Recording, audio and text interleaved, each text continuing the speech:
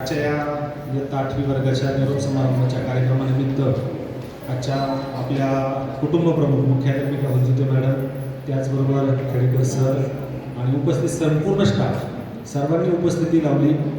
या सर्व शिक्षक वृंदांचं, त्याचबरोबर वैशाली मॅडम असतील, झेंडे मॅडम आहेत, आपल्या राणी मावशी आहेत, वराडे मॅडम आहेत, यांनी सुद्धा या कार्यक्रमासाठी उपस्थिती लावली.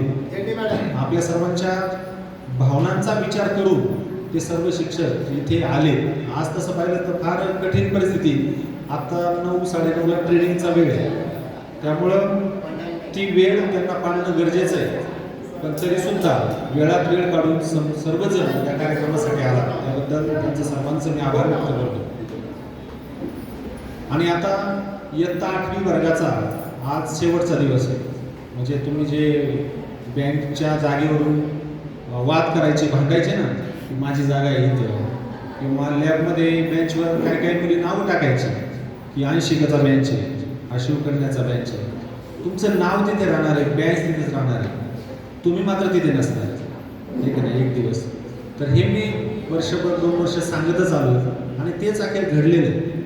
म्हणजे बेंच तिथंच राहतो, आपल्याला मात्र पुढे जावं लागतं, ही वस्तुस्थिती आहे. आणि आपण शाळेमध्ये असताना दररोज अनेक गोष्टी शिकलो जे आपल्याला जीवनात नक्कीच उपयोगी पडणार आहे.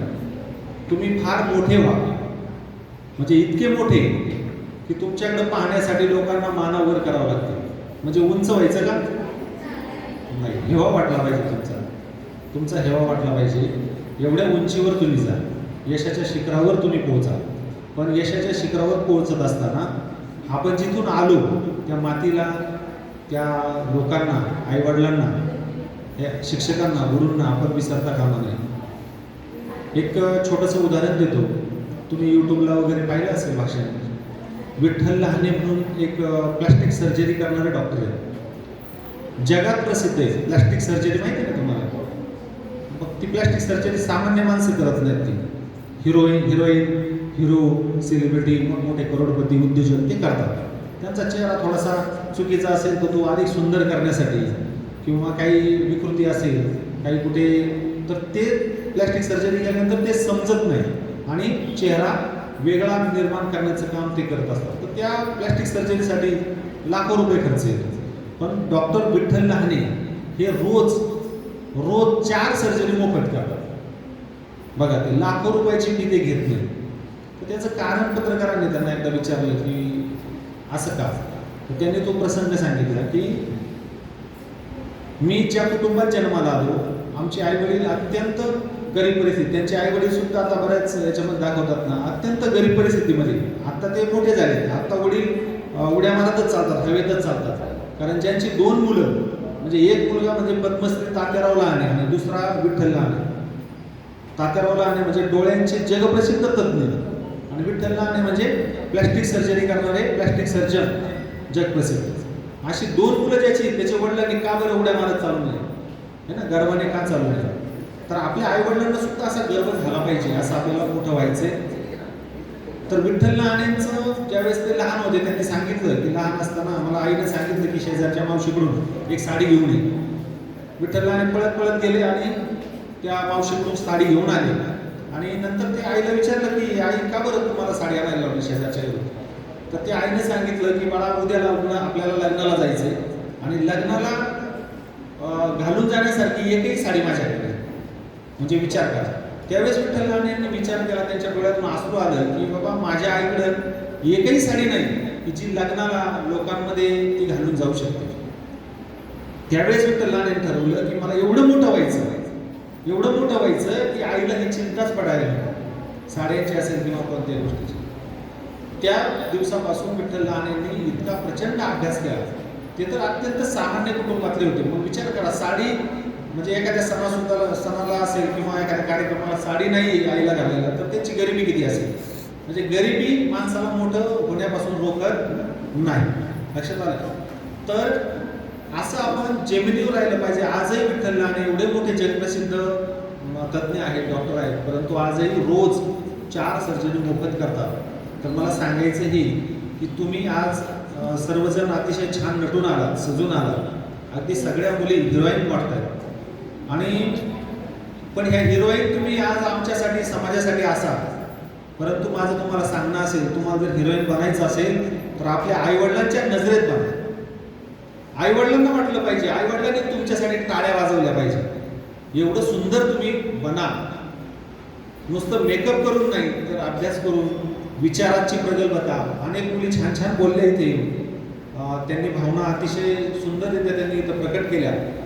त्या मुलींनी सुद्धा मी सांगतो, तुमचं जे स्पीच आहे, वक्तृत्व आहे, ते असंच प्रगल्भ वाढत जाऊ.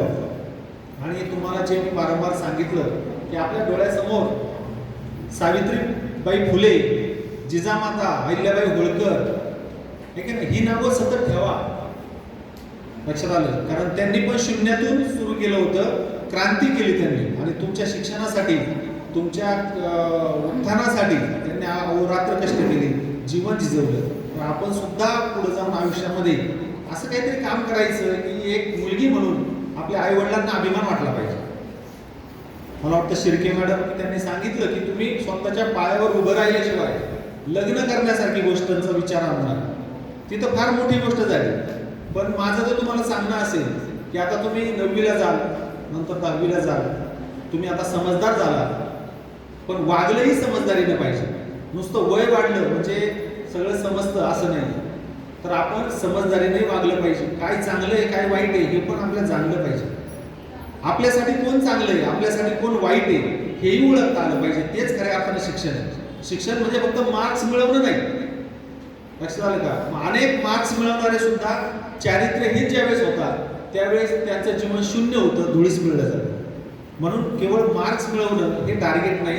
एक चांगली व्यक्ती, चांगली महिला, चांगली मुलगी बनण्यासाठी तुम्ही प्रयत्न करायचे इथून पुढे. म्हणजे त्यासाठी शिक्षण तर महत्त्वाचं आहे, शिक्षणाशिवाय तर काही पर्याय नाही. पण तुम्हाला या सर्व परिस्थितीतून, बऱ्याच 90% मुलींची परिस्थिती, आर्थिक परिस्थिती ही बेताची, घरची परिस्थिती प्रतिकूल आहे. आईवडिलांचं बॅकग्राऊंड असेल किंवा आपलं कुटुंबाची पार्श्वभूमी ही अत्यंत खडतर आहे. पण खडतर प्रतिकूल परिस्थितीतूनच माणूस मोठा होतो. मोठी झालेली सगळी माणसं ही पहिल्यांदा गरीबच होतात, गरीबच असतात. ती गरीब लोकच मोठे होतात. त्यामुळे असंही कोणी मानायचं नाही की माझी परिस्थिती नाही आहे, माझ्या आईवडिलांकडे पैसे नाही आहे, मी ते हे करू शकत नाही, ते करू शकत नाही. आता बऱ्याच मुली 9वीला ॲडमिशन घेताना चांगली शाळा कोणती तिथे ॲडमिशन घ्या, जिथे टुकारपणा करायला मिळेल, जास्त इकडे तिकडे बोंबलत हिंडायला मिळेल. तर अशी शाळाची निवड न करता किंवा कोणत्याही शाळेची निवड केली तर सगळ्या बाकीचा प्रवाहच इकडे वाहतो. जे सोपं आहे ते मुली करतात. तास बुडवायचं सोपं आहे, शाळेत न येता तिकडे लग्नाला जाणं, कार्यक्रमाला जाणं ते सोपं आहे. पण ज्या मुली अवघड स्वीकारतात त्या मुली, त्यांचं आयुष्य हे सोपं होतं, आदर्श होतं, हे पण लक्षात ठेवा. त्यामुळं मी वारंवार सांगतच आलोय, आपण काहीतरी वेगळे पण दाखवलं पाहिजे. तेच ते नकोय ज्या सगळ्या मुली करतात. सर त्या सगळ्या ह्या मुली असं करतात, आम्ही केलं तर काय. पण तुमचं वेगळे पण दिसलं पाहिजे. तुम्ही या युनिव्हर्समध्ये एक युनिक आहे की नाही. तुमच्यासारखी दुसरी मुलगी आहे का? दिसायला नाही, विचार करणारी नाही, उंची नाही, तुमच्यासारखी शोधूनही सापडणार नाही. तुम्ही एक वेगळे, देवाने तुमची निर्मिती वेगळे काहीतरी कामासाठी केलेली आणि मग ते काम आपल्याला प्रामाणिकपणे करायचंय. आणि मी सगळ्यांना पुन्हा एकदा विनंती करेन की तुम्ही माझ्या विद्यार्थिनी आहात किंवा आमच्या 90जीच्या विद्यार्थिनी आहात, हे आम्हाला भविष्यामध्ये तुम्ही भेटल्यानंतर किंवा समाजात कुठेही सांगताना अभिमान वाटला पाहिजे. असं तुम्ही पाऊल टाका. त्याचबरोबर तुम्हाला सुद्धा अभिमान वाटला पाहिजे की आम्ही 90जीचे विद्यार्थिनी. कुठे आम्ही जर भेटलो तर तुम्हाला सुद्धा अभिमानानं सांगता आलं पाहिजे, सर ओळखलं का, आम्ही 8वी पर्यंत तुमच्या शाळेत शिकलो, हे तुम्हाला सांगता आलं पाहिजे. असं जागा चुकीचं पाऊल कुठेही पडता कामा नये. ज्यावेळेस पडण्याची शक्यता तुम्हाला वाटते त्यावेळेस तुम्ही बोला, घरच्यांबरोबर बोला, आपल्या मैत्रिणींबरोबर बोला. विश्वास ज्यांच्यावर आहे त्यांच्याबरोबर आपण आपलं मत व्यक्त करा. पण कोणतंही चुकीचं पाऊल आयुष्यामध्ये पडणार नाही यासाठी तुम्हाला काळजी घ्यायची, तरच तुम्ही मोठे व्हाल. लक्षात आले सर्वांना का अजून काही सांगू? वर्ष 2 वर्ष मी सांगतच आलेलो आहे, त्यामुळे आता काही जास्त बोलत नाही. पुन्हा एकदा तुमच्या भावी आयुष्यासाठी मी खूप खूप शुभेच्छा देतो.